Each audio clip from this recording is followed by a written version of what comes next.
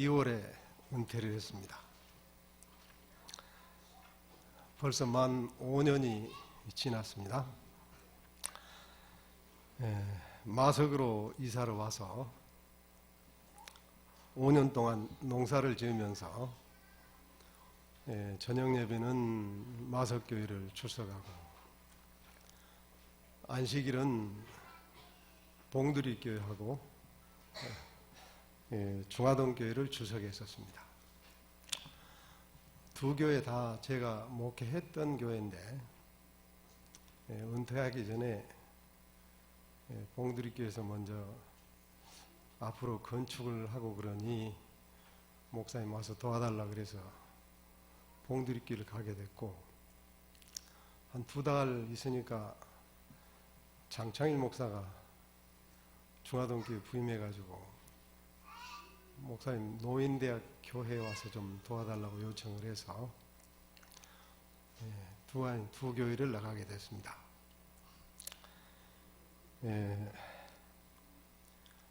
이 봉두리교회와 마석교회는 좀 비슷한 점이 있습니다. 제가 봉두리교회에서 목회할 때 그때 임산식 목사님이 아마 계셨을 거예요. 봉두리교회 땅이 아주 그때 교회 땅이 많았죠. 이 땅 많은 것이 비슷합니다. 그리고 이 봉두리교회도 땅이 950평인데 참 그게 이 군부대 때문에 묶여 있어가지고 개발이 안 됐어요. 근데 이번에 교회 옆에 2차선 도로인데 6차선 도로로 확장이 되면서 교회 땅이 약 330평이 잘려나가게 됐어요. 길로. 그래서 토지 보상을 받게 됐는데 마석교회도 그랬죠. 그게 6억 2천만 원 보상을 받았습니다. 그리고 이번에 봉두리교회가 교인들이 건축 헌금을 했는데 19명, 교인 수가 그렇게 많지 않아요. 한 40명 되는데 19가정이 헌금을 했어요. 근데 제가 예상한 것보다 많이 나왔어요. 헌금한 게 얼마나 하냐, 3억 1,350만 원. 많이 났죠? 그래서 이제 9억 좀 넘는 돈으로 교회를 처음에 남양주교회하고 도농교회하고 봉두리교회가 합병을 해서 봉두리교회 땅에 650평 남았는데 그다 같이 짓기로 했는데 그것이 합병이 잘 안 돼서 봉두리교회가 지금 단독으로 건축을 추진하고 있습니다. 건축위원회가 구성이 됐고 헌금 서약을 했고 지금 설계도에 들어가 있어요. 제가 건축위원회 고문을 맡았습니다. 그래서 제가 지난 1월 23일 날 중화동교회에서 송벌 예배를 드렸어요. 제가 봉두리교회 건축도 있고 하니 이제 중화동교회는 5년 봉사했으니까 송별 예배를 드리겠다 해서 23일 날 본당에 송별 설교를 하고 김일환 목사님한테 그 얘기를 했더니 송별 예배 드리겠다는 그 얘기만 했더니 목사님 그럼 마석교회로 나오십시오. 그래서 제가 마석교회 사실 오고 싶었어요. 오고 싶었는데 봉두리교회가 있어가지고 그 전에는 내가 건축 그 얘기할 때는 건축이 그렇게 봉두리교회가 그렇게 진척이 되기 전입니다. 그저 이제 땅 잘려나가서 보상을 받는다 거기까지였는데 그때 얘기를 했는데 그래서 제가 집사람하고 의논을 하고 또 봉두리교하고도 의논하고 해서 두 안식일은 봉두리교회 나가고 두 안식일은 마석교회 나가고. 근데 내가 나오기 전에 그랬어요.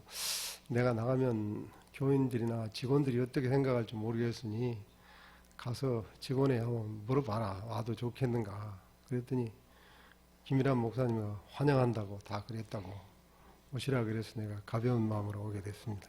예. 감사합니다. 예.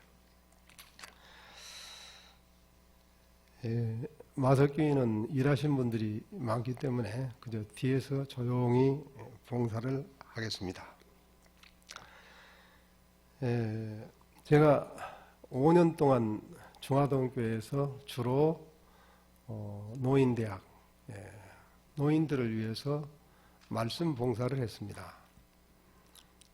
제가 중화동교회 후임할 때 거기서 그렇게 했기 때문에 이번에 가서 5년 동안 즐거운 마음으로 봉사를 했는데 좀 특별한 분이 있어서 제가 오늘 저녁에 좀 소개를 좀 할까 합니다. 올해 88세 된 김숙희 할머니가 있었습니다. 그 할머니는 1996년도에 제가 노인대학을 처음 시작하던 해에 초창기부터 그 노인대학에 나오고 교회를 나왔어요. 그래서 이 할머니가 노인대학 나와서 월요일부터 금요일까지 10시 반에 시작해서 11시 반까지는 이제 레크레이션, 노인들에게 필요한 또 즐겨할 수 있는 레크레이션이라든가 율동이라든가 여러 가지 프로그램을 개발을 해서 그렇게 하고 11시 30분부터 12시까지는 꼭 제가 설교를 했어요. 노인들에게. 이 노인들이 말이죠. 주로 나이가 평균 나이가 85세에서 86세, 7세 그렇습니다. 90세 넘은 노인들이 많아요. 그리고 70대도 있고. 그런데 마석교회도 나이 드신 분들이 많이 계시지만 몸은 늙었지만 마음은 늙지가 않았어요.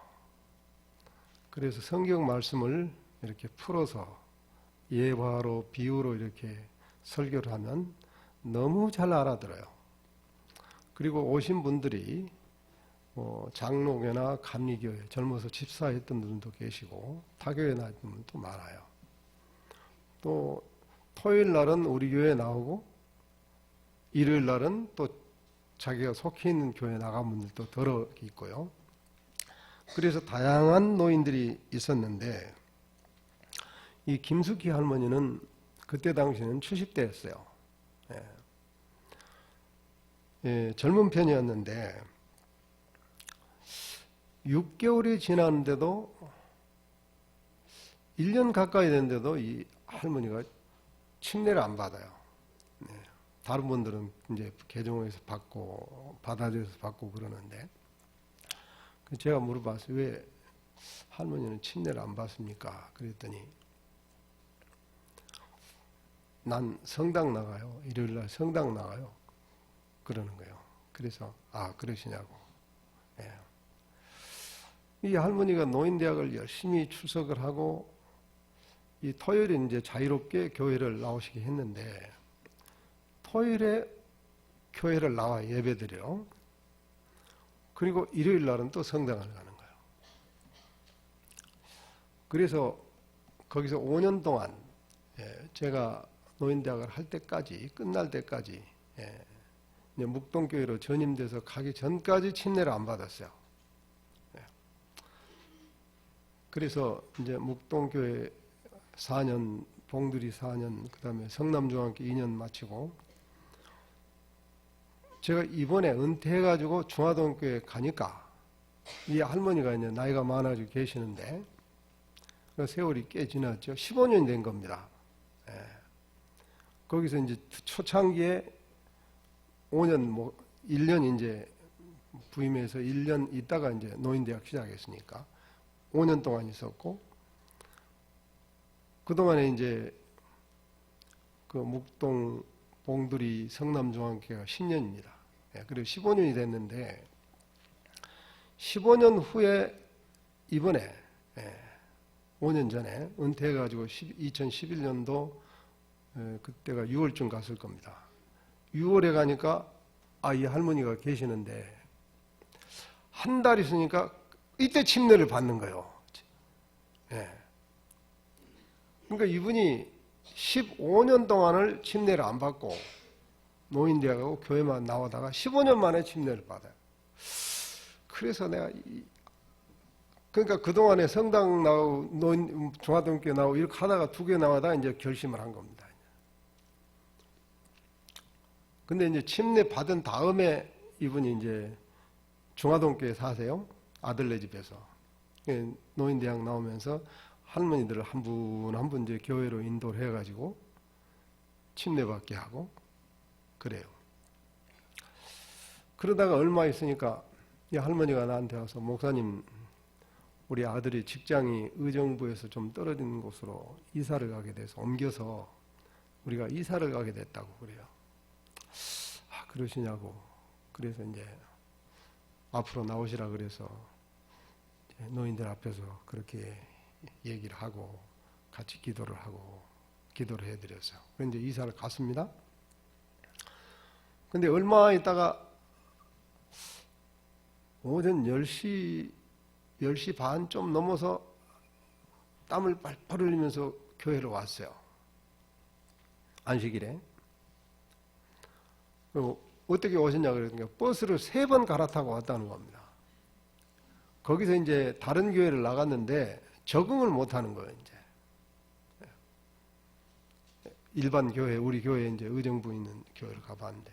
그래서 이제 버스를 3번 타고 새벽 6시에 출발을 해가지고 의정부에 좀 들어가는데 들어간다는데 버스를 3번 갈아타고 이제 온 시간이 10시 반입니다. 그렇게 몇 달을 다니는 거예요. 끝나면 이제 그거 가고 3번 갈아타고 왔고 야, 그걸 보고 내가 대단한 할머니다 그랬는데 그러니까 집에서 말이죠. 아들 며느리가 이제 걱정을 하는 거예요. 어머니가 버스를 3번 갈아타고 중화동까지 교회를 다니니까. 그래서 이제 아들하고 며느리하고 의논을 해가지고 나는 중화동교회를 꼭 나가야 되겠다. 고집을 세우니까 할 수 없이 중화동교회 가까운 데다가 이제 지하방 하나를, 새방 하나를 이제 얻어가지고 자기가 이제 그래 나는 이제 정 그러면 내가 중화동교회 가까운 데서 방 하나 얻어주라. 내가 여기 있으면서 이제 교회 나가겠다. 그러니까 새 방을 아들이 얻어줬어요. 그래서 이제 교회를 이제 아들 며느리하고 떨어져서 살면서 손주들하고 떨어져 살면서 교회만 열심히 나오고 전도하고 그럽니다. 지금도 그렇게 다녀요.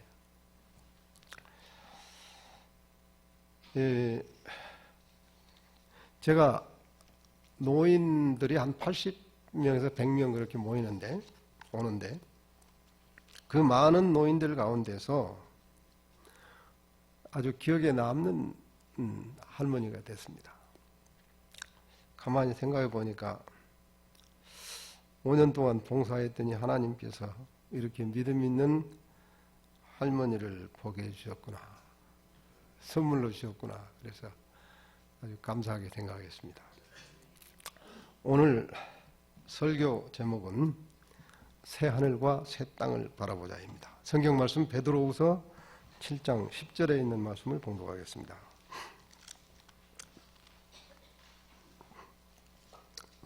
베드로후서 3장 10절. 그러나 주의 날이 도적같이 오리니 그날에는 하늘이 큰 소리로 떠나가고 체질이 뜨거운 불에 풀어지고 땅과 그 중에 있는 모든 일이 드러나리로다. 이 모든 것이 이렇게 풀어지리니 너희가 어떠한 사람이 되어야 마땅하뇨. 거룩한 행실과 경건함으로 하나님의 날이 임하기를 바라보고 간절히 사모하라. 그날에 하늘이 불에 타서 풀어지고 체질이 뜨거운 불에 녹아지려니와 우리는 그의 약속대로 의에 거하는 바 새하늘과 새 땅을 바라보도다. 14절. 그러므로 사랑하는 자들아 너희가 이것을 바라보나니 주 앞에서 점도 없고 흠도 없이 평강 가운데서 나타나기를 힘쓰라. 한 늙은 어부가 어촌에서 외아들과 함께 살았습니다. 어느 날 늙은 어부의 이 외아들이 고깃배를 타고 먼 바다로 고기잡이하러 나갔다가 폭풍우를 만나게 됩니다. 배는 파손되고 배를 탄 어부들은 표류 끝에 구조가 되어서 다 집으로 돌아왔는데 이 늙은 어부의 외아들만 집으로 돌아오질 않았어요. 기다려도 이 아들은 돌아오지 않았습니다. 그런데 이 노인은 내 아들이 내일이면 돌아옵니다.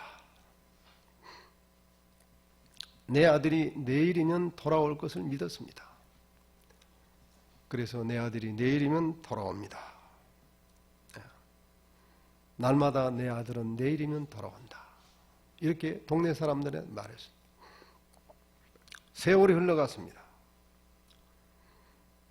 1년이 지나고 5년이 지나고 10년이 되었는데도 아들은 돌아오지 않았습니다. 그런데 이 아버지는, 이 노인은 동네 사람들에게 내일이면 내 아들은 돌아옵니다 하면서 아들이 돌아올 것을 굳게 믿었습니다. 그러던 어느 날 기다리던 아들이 10년이 지난 후에 어느 날 정말로 살아서 돌아왔습니다. 기적이 일어난 겁니다. 죽은 줄만 알았던 노인의 외아들이 10년이 지나서 살아서 돌아온 것입니다.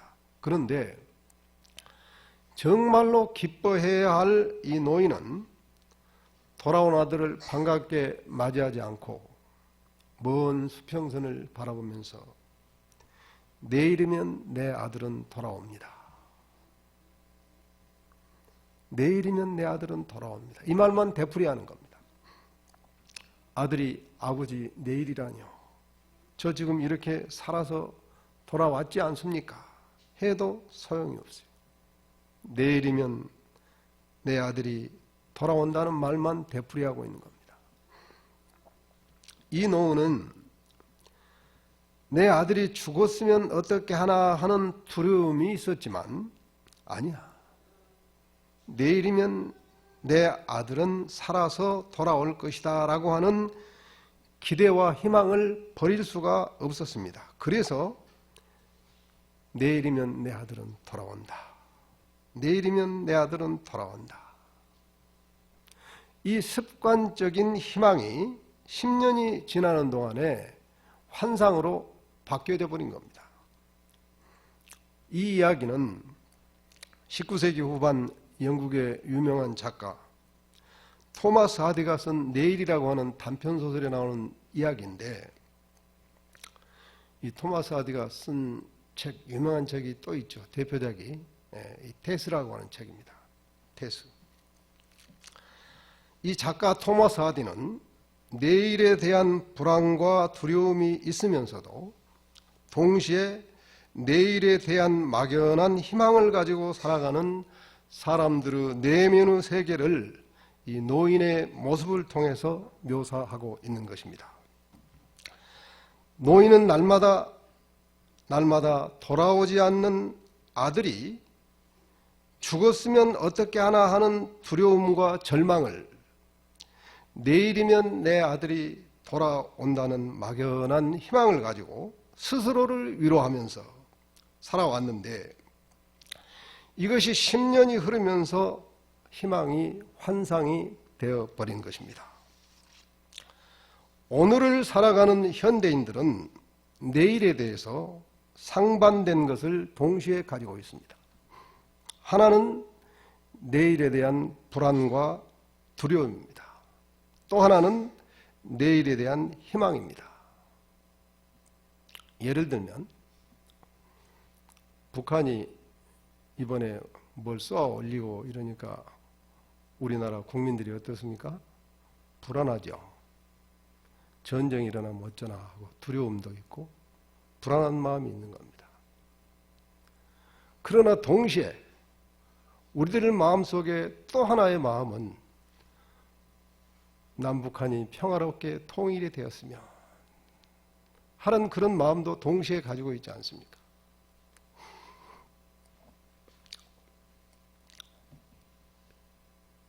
그래서 내일에 대한 불안과 두려움을 가지고 살고 있으면서도 동시에 내일에 대한 희망을 가지고 우리가 살고 있다고 하는 겁니다. 작가 토마스 하디는 이 작품을 통해서 내일에 대한 사람들의 그 감추어진 내면의 세계를 이 노인을 통해서 묘사하고 있었던 것입니다. 성경에서도 예수님께서 바다 위를 걸어오는 베드로가 바다 위를 걸어오는 예수님을 보면서 뭐라고 했습니까? 주여 나를 명하사 물 위를 걸어오라 하소서 하니까 예수님께서 뭐라고 그랬어요? 걸어오라 그랬죠. 이때 베드로 마음은 예수님께서 물 위를 걸어올 때 예수님께서 나에게 걸어오라고 말씀만 하시면 나도 걸을 수 있다고 하는 믿음을 가졌었습니다. 그래서 예수님께서 걸어오라 했을 때 베드로가 배에서 내려서 예수님을 향해서 물 위를 걸었습니다. 처음에 걸어갔어요? 못 걸어갔어요? 걸었어요. 믿음을 가지고 걸었을 때는 물 위를 걸어가는 기적이 일어났는데, 그런데 마음속 깊숙이서부터 잠재하고 있는 또 하나의 마음은 불안과 두려움이 있었어요. 계속 걸을 수 있을까? 계속 예수님 계시는 저기까지 도착할 수 있을까? 하는 불안과 두려움이 베드로 내면에 깊숙한 곳에 감추어져 있었던 것입니다. 바람이 불면 파도가 치면 어떻게 하는 불안과 두려움.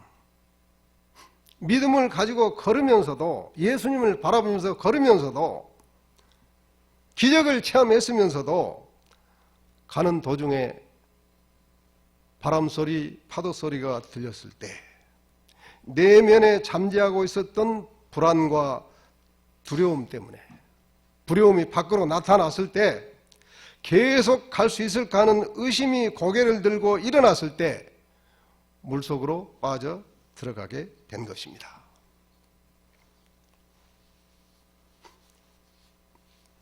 베드로가 살려달라고 소리를 지르니까 예수님께서 베드로의 손을 잡아주면서 뭐라고 했어요?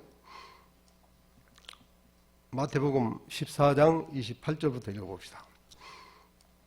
베드로가 대답하여 가로되 주여 만일 주시어든 나를 명하사 물 위로 오라 하소서 한데 29절 오라 하시니 베드로가 배에서 내려 물 위로 걸어서 예수께로 가되 바람을 보고 무서워 빠져 가는지라 소리질러 가로되 주여 나를 구원하소서 하니 31절 예수께서 즉시 손을 내밀어 저를 붙잡으시매 가라사대 믿음이 적은 자여 왜 의심하였느냐 하시고 믿음이 적은 자여 왜 의심하였느냐 하시고 32절 배 한겨울음에 바람이 그치는지라. 제자들이 새벽녘에 배를 타고 오는데 예수님께서 바닷가에서 물 위로 걸어오시는 것을 보고 베드로가 만일 주이시면 나를 물 위로 걸어오라 하시면 저도 물 위를 걸어가겠습니다 하니까 오라 하시니 베드로는 물 위를 걸었습니다. 베드로는 물 위를 걸어오라는 예수님의 말씀을 믿고 행동으로 옮겼을 때 기적이 일어났던 겁니다. 그런데 물 위를 걸어가는 동안에 파도 소리, 바람 소리를 들었을 때 겁이 났습니다. 두려움과 불안과 의심이 믿음을 덮었던 겁니다. 이때 베드로는 물속으로 빠져들어갔어요. 물속으로 빠져가는 베드로의 손을 붙잡아서 배 위로 올리시면서 예수님께서 말씀하시기를 믿음이 적은 자여 왜 의심하였느냐. 손으로 배로 올리시면서 믿음이 적은 자여 왜 의심하였느냐. 예수님께서는 베드로에게 믿음이 없는 자라고 하지 않았습니다. 믿음이 적은 자여. 믿음이 있기는 있는데 아직 자라지 못해서 믿음이 적은 자여. 이렇게 말씀했습니다. 마태복음 6장 30절에서도 세상 염려, 먹을 것, 입을 것을 염려하는 사람들을 향해서 믿음이 적은 자들아 그랬습니다. 마태복음 6장 24절부터 34절까지는 염려에 대한 교훈입니다. 30절만 한번 읽어봅시다. 오늘 있다가 내일 아궁이에 던지우는 들풀도 하나님이 이렇게 입히시거든 하물며 너희일까 보냐. 믿음이 적은 자들아. 믿음이 없는 자들아가 아니고 믿음이 적은 자들아. 왜요? 자라지를 못해서. 믿음이 있긴 있는데 염려, 근심, 걱정 때문에 계속 자라지를 못해서 믿음이 적은 자들아 그랬습니다. 그러므로 우리의 믿음은 계속해서 확신이 있을 때까지,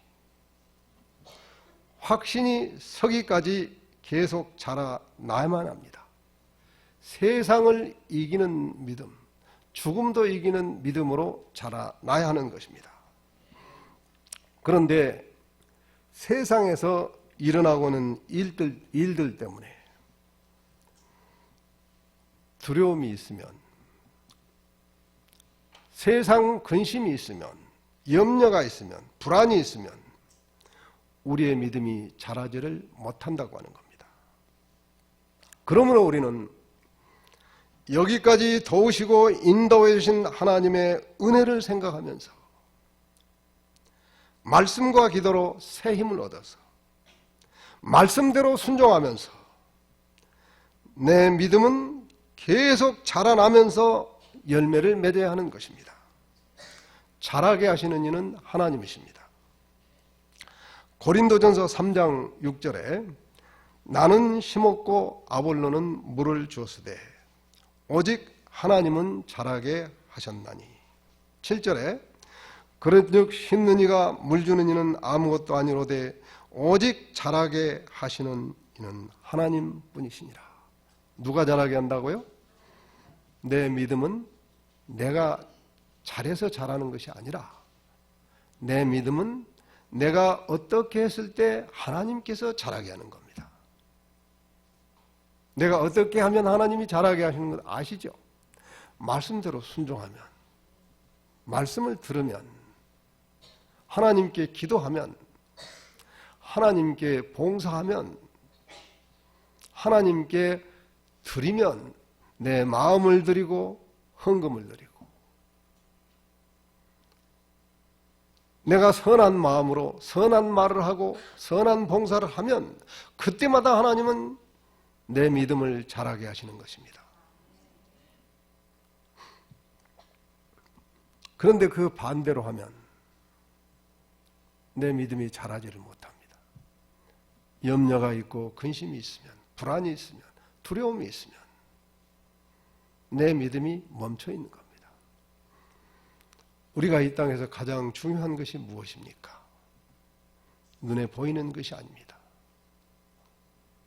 눈에 보이지 않는 내 마음속에 믿음이 자라서 열매를 맺는 것. 그것보다 더 중요한 것이 없습니다.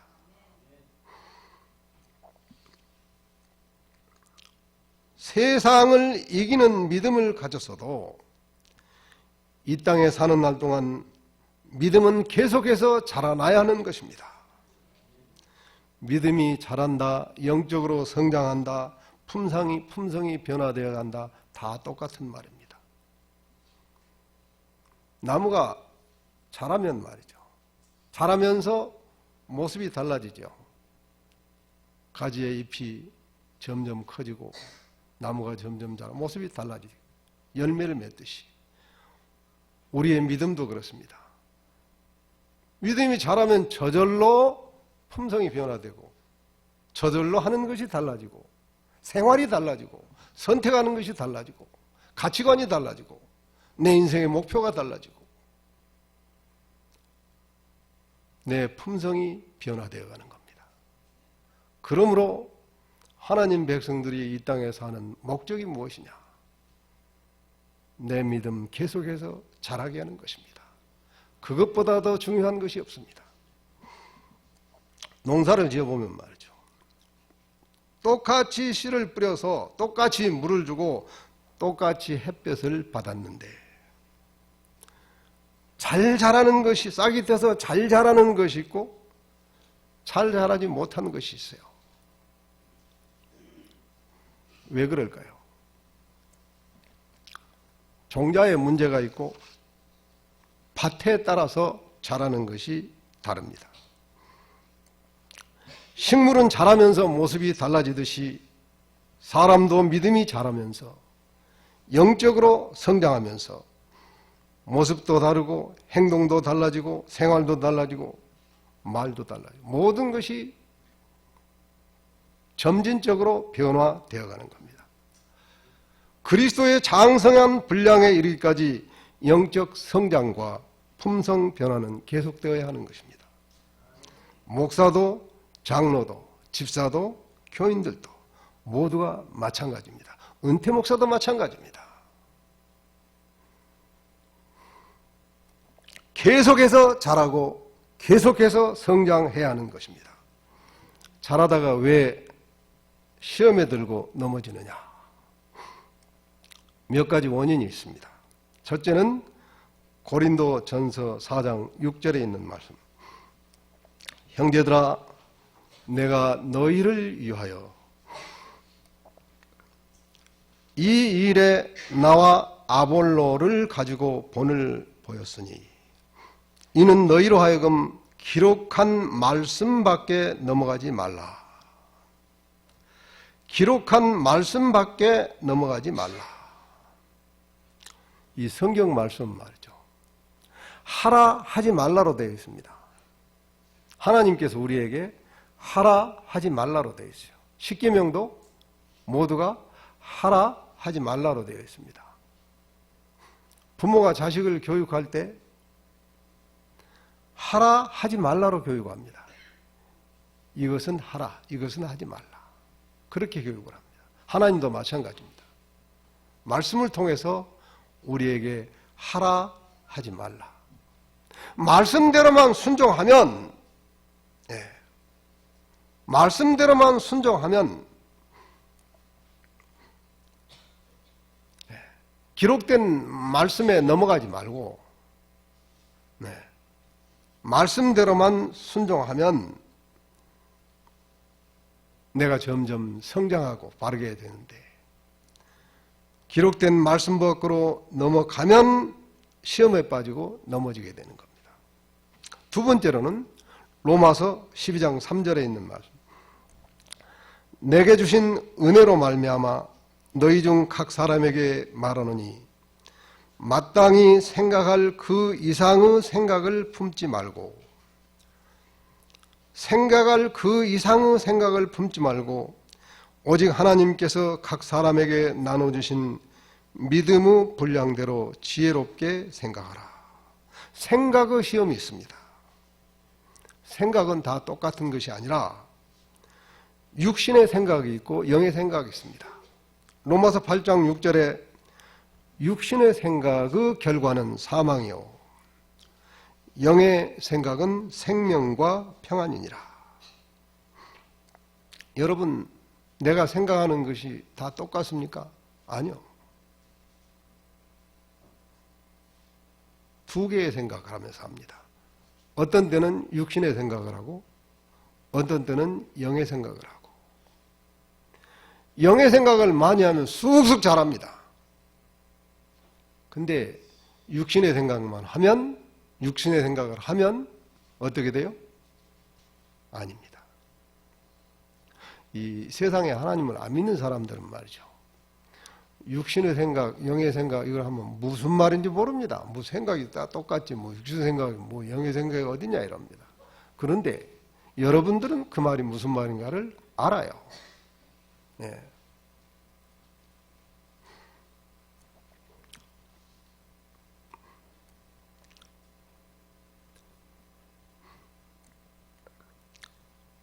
믿음이 어느 정도 잘한 사람만이 내가 육신의 생각을 하고 있구나, 영의 생각을 하고 있구나, 이걸 식별을 합니다.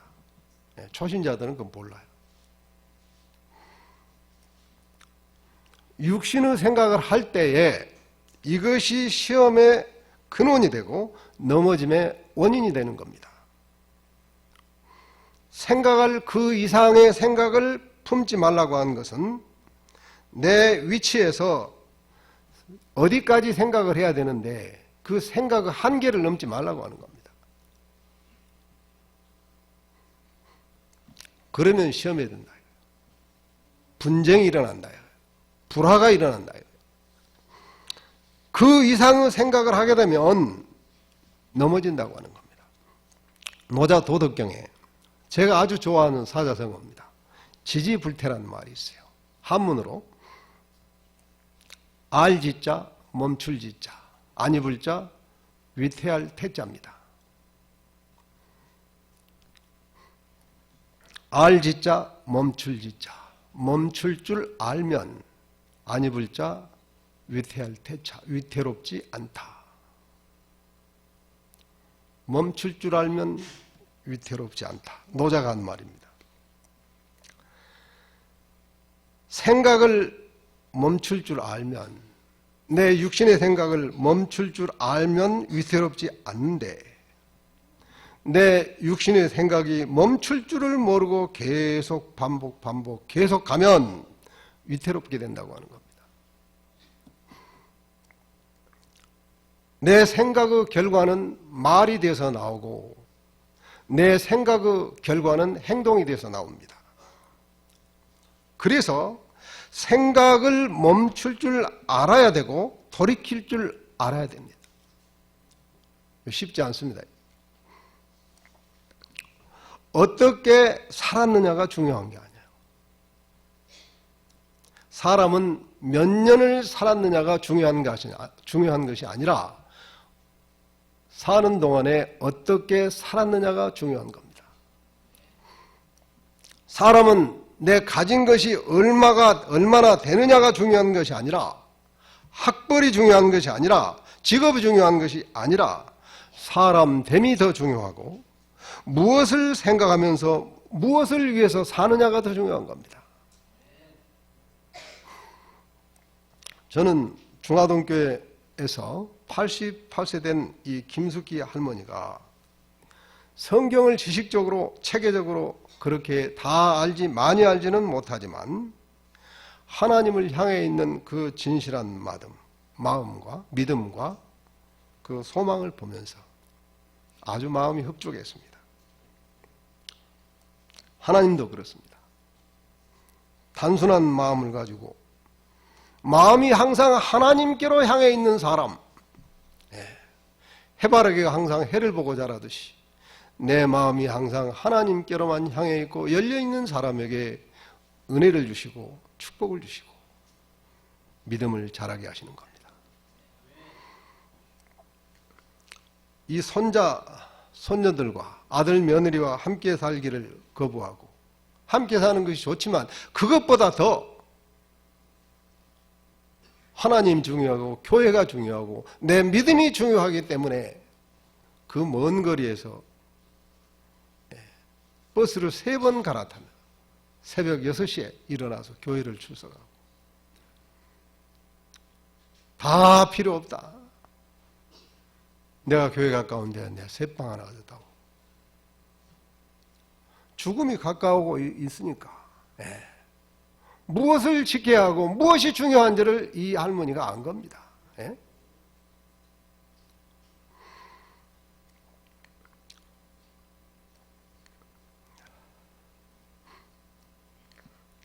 우리가 살고 있는 이 세상이 소용돌이 치면서 참으로 빠르게 변해가고 있습니다. 불안한 세상에 살고 있습니다.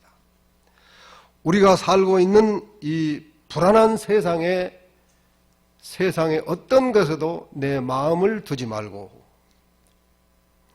이 세상에 있는 것에 내 인생의 목표를 두지 말고 하나님 나라를 바라보는 우리 마석교회 성도 여러분들이 되시기를 바랍니다. 주님께서는 우리에게 믿음을 주셨고 소망을 주셨습니다. 그리고 약속하셨습니다. 너희를 데리러 오겠다고.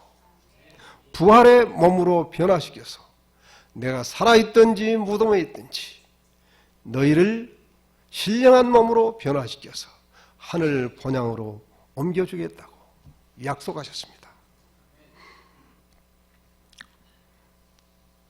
이 중화동교회 노인들은 말이죠. 이제 전부 나이가 90세 가까이 됐으니까, 돼가니까 항상 죽음을 의식하게 됩니다. 한 분 한 분이 때가 되면 이제 요양으로, 노인 요양으로 가시던가 병원에 입원하시던가 어떤 분은 외롭게 지하 단칸방에서 마지막을 준비하고 있는 분들도 계십니다. 우리도 때가 되면 다 그렇게 됩니다. 저도 뒤따라 가고 있습니다, 이제.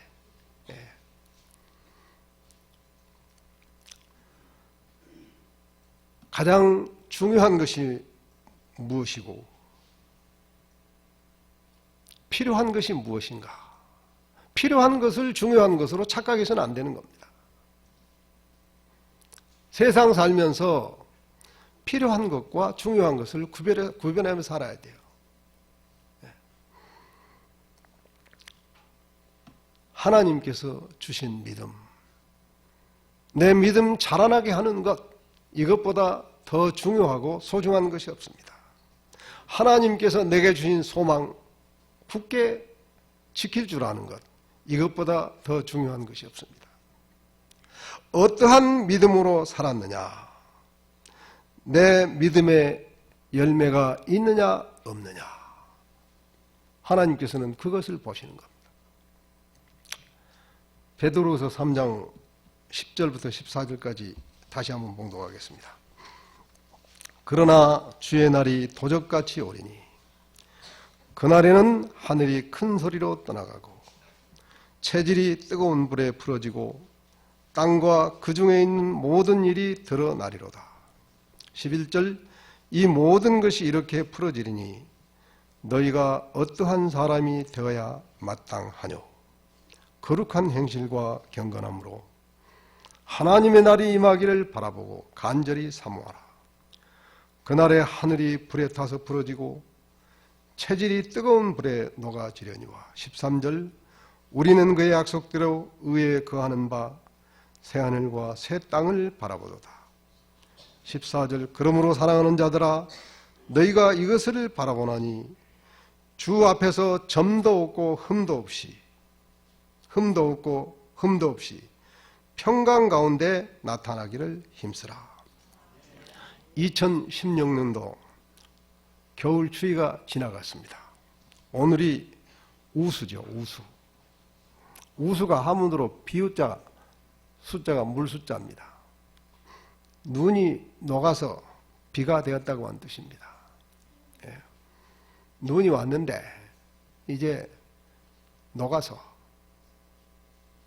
비가 내린다. 그래서 어제도 비가 왔죠. 올해는 작년 겨울보다 더 추웠던 겨울이었습니다. 그런데 이 추운 겨울이 지나갔습니다. 이제 우리 앞에 뭐가 왔어요? 새 봄이 왔습니다. 여러분 올해 나의 목표를 무엇으로 하시겠습니까? 무엇으로 정하시겠습니까? 너희가 어떠한 사람이 되어야 마땅하뇨? 하나님의 날이 임하기를 바라보고 간절히 사모하라. 믿음 잘하며 잘하게 하며 소망 가운데 사는 사람들이 되어야 하지 않겠습니까?